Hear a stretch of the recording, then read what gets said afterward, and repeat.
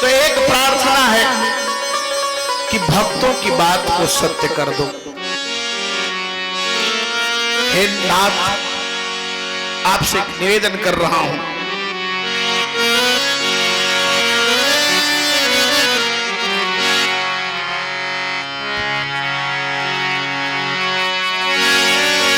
नाम बदना मैं न हो तेरा बचाना होगा।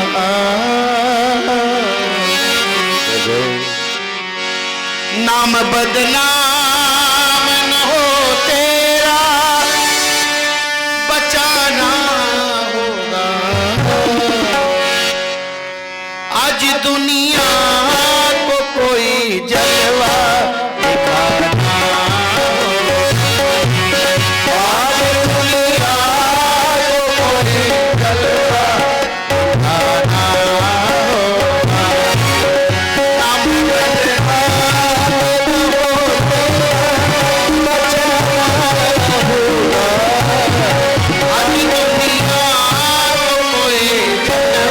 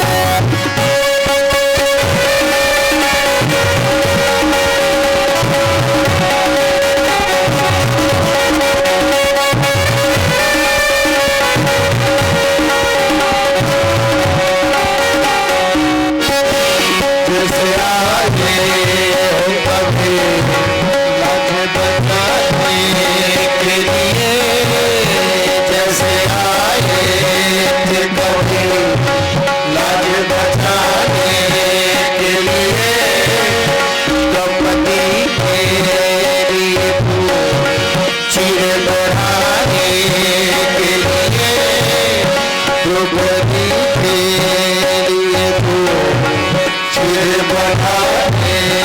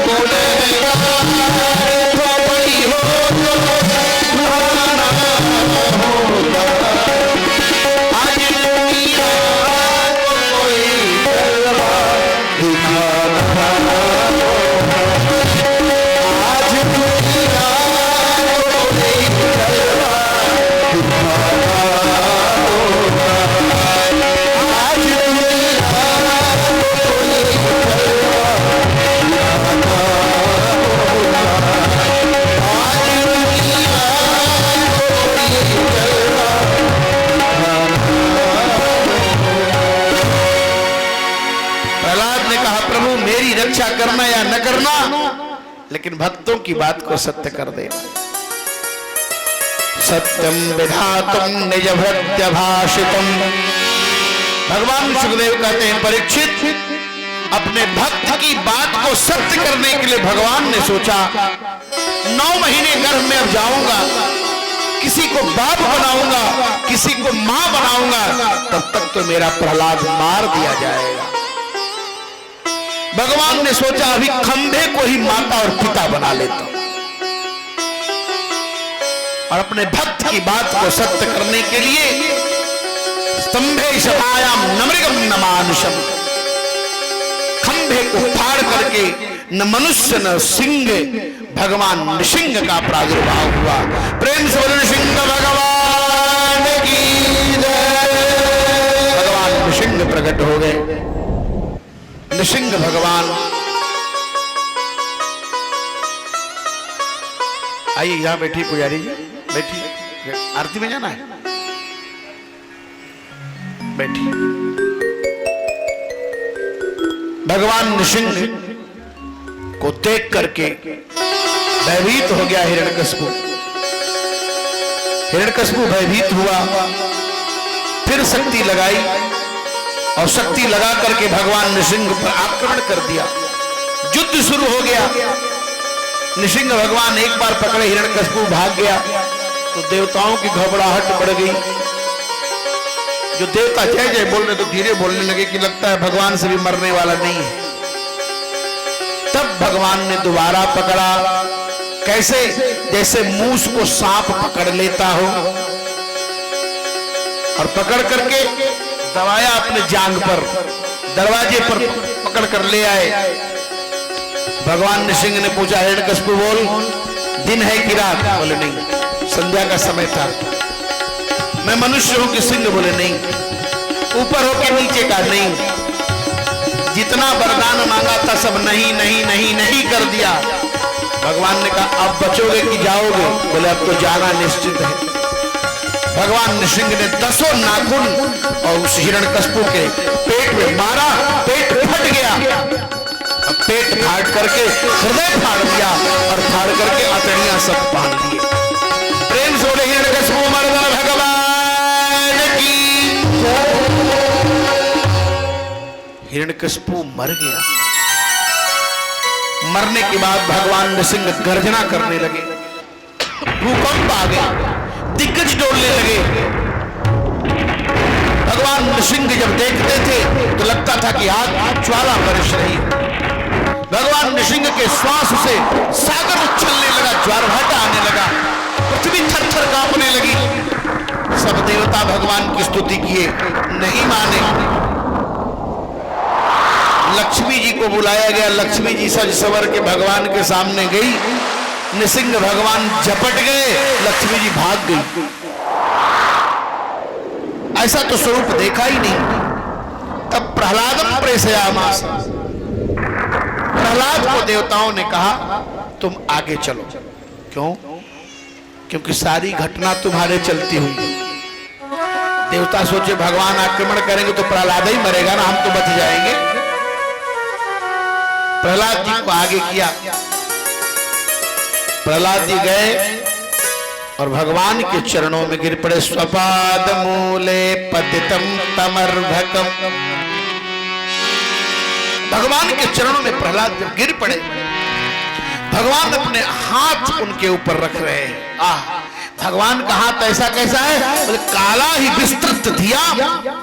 भगवान के हाथ के पड़ने के बाद काल रूपी सर्प कभी जीवन में डसने वाला नहीं है। भगवान प्रहलाद से बोले, प्रहलाद स्तुति करने ब्रह्मादयो, ब्रह्मादि देवता आपकी स्तुति करते हैं। महाराज मैं तो असुर योनि में पैदा हूं, मैं आपकी स्तुति क्या करूं? पीछे से देवता भी सब माला लेकर खड़े थे। 41 श्लोकों में प्रहलाद जी प्रार्थना कर रहे हैं। भगवान कहते हैं प्रहलाद बेटा मुझसे गलती हो गई। विष्णु पुराण में श्लोक आया, क्वेदम बपुः क्वच वयः कुमार मेत क्वैता प्रमत्त कृत दारुण यातनास्ते। हे पुत्र, तुम्हारा कितना मुलायम शरीर और कितनी दारुण दुख तुमको तुम्हारे बाप ने दिया, दुर्दांत दैत्य ने, कितनी प्रताड़ना तुमको सहनी पड़ी। लेकिन आलोचितम में बेटा मेरे से भूल हो गई है। क्षंतव्यमंग यदि में समय विलंब, बेटा मेरे आने में विलंब हो गया, मुझे क्षमा कर दो। आज भगवान क्षमा मांग रहे हैं प्रहलाद से। ये भक्ति, ये समर्पण, ये परमात्मा के प्रति निष्ठा। बोल प्रहलाद क्या चाहिए? प्रहलाद ने कहा सरकार मैं व्यापार करने वाला वैश्य नहीं हूं, नसभृत्या सवई बड़ी, जो बदले में कुछ दे करके ले ले। अगर देना चाहते हो तो यही दे दो। क्या का देना हो तो दीजिए, जन्म जन्म का साथ। देना हो तो दीजिए, जन्म जन्म का साथ। देना हो तो दीजिए, जन्म जन्म का साथ। मेरे सिर पर रख दो बाबा, मेरे सिर पर रख दो प्रभु जी अपनी ये दोनों हाथ। देना हो तो दीजिए, जन्म का साथ। देना हो तो दीजिए, जन्म जन्म का साथ। देना हो तो दीजिए, जन्म जन्म का साथ। देना हो तो दीजिए।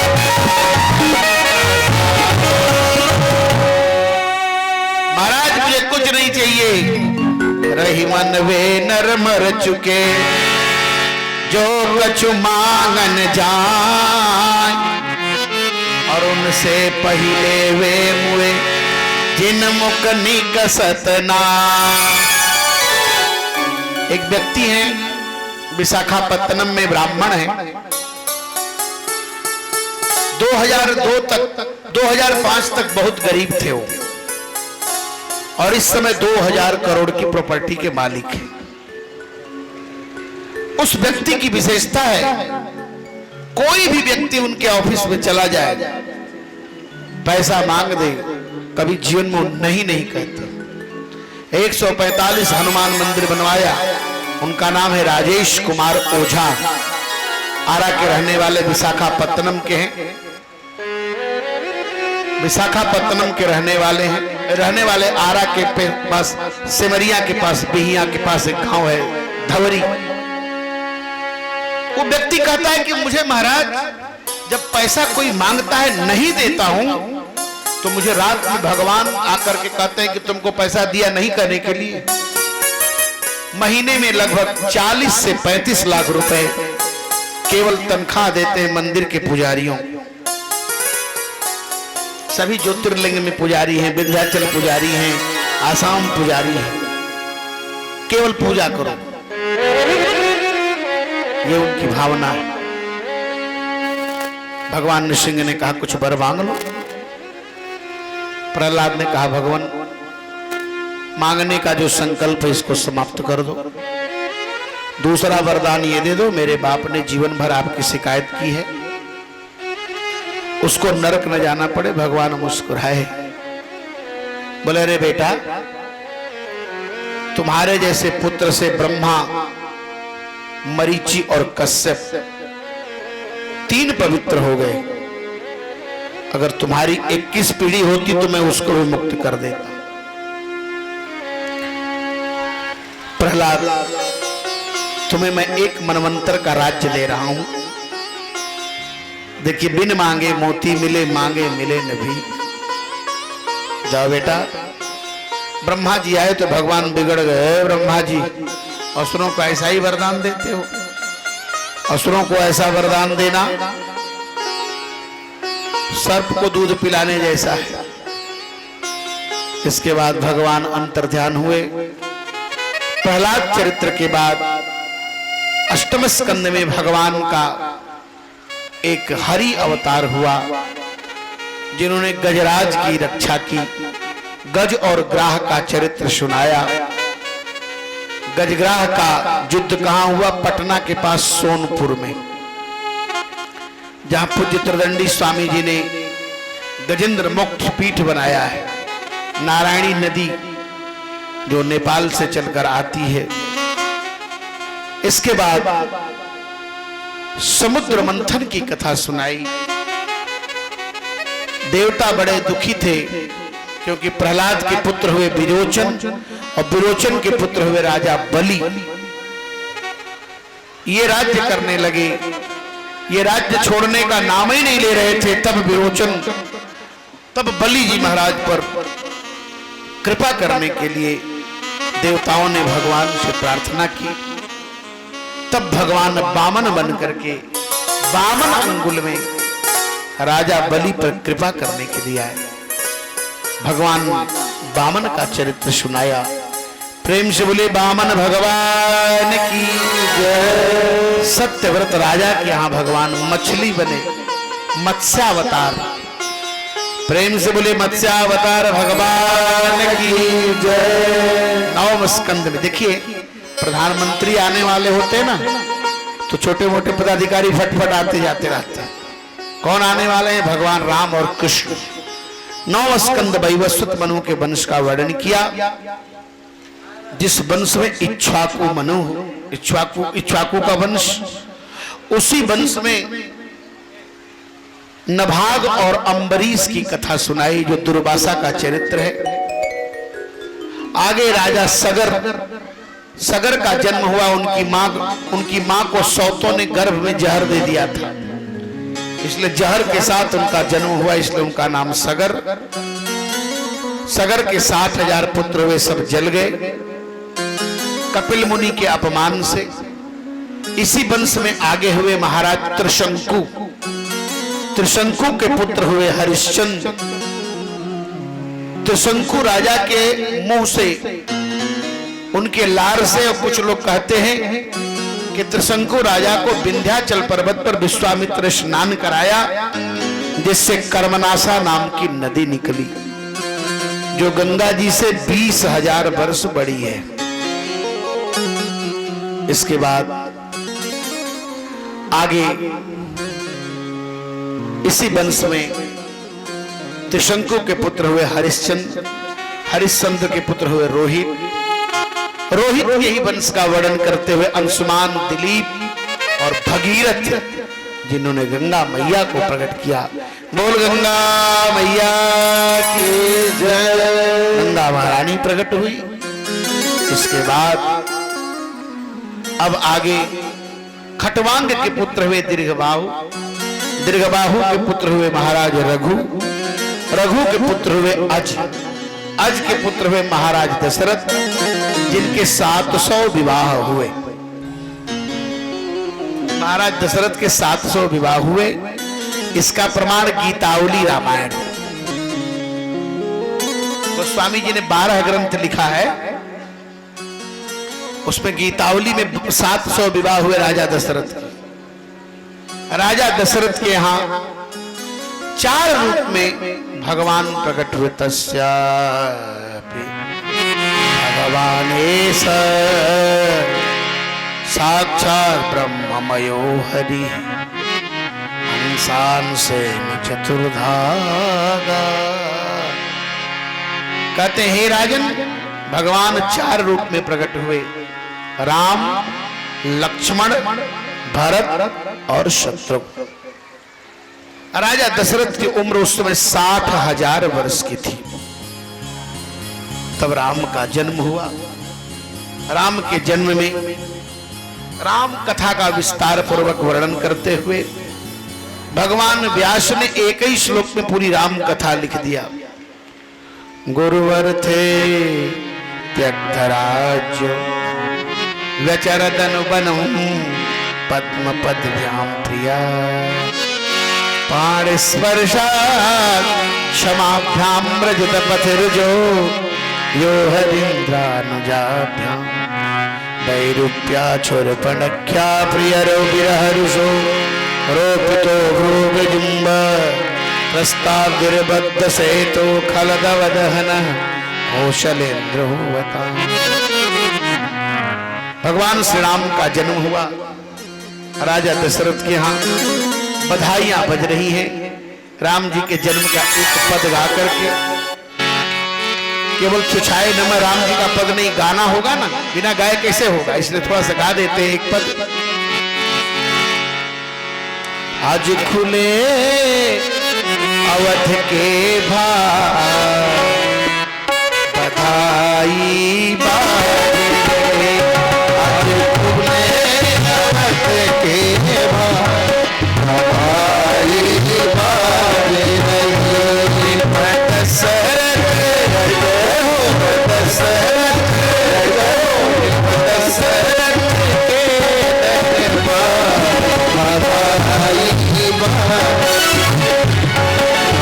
खुले अवध के भाग बधाई बाजे, व्यापक ब्रह्मणी हरि राम, व्यापक ब्रह्मणी हरि राम, हरि राम, हरि राम, प्रगटे ब्रह्मा सगुण विज्ञान, प्रगटे ब्रह्मा सगुण विज्ञान,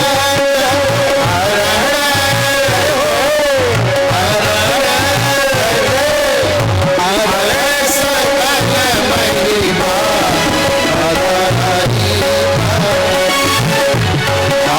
खुले अवध के भाग बधाई बाजे, और दशरथ के दरबार बधाई बाजे, खुले अवध के भाग बधाई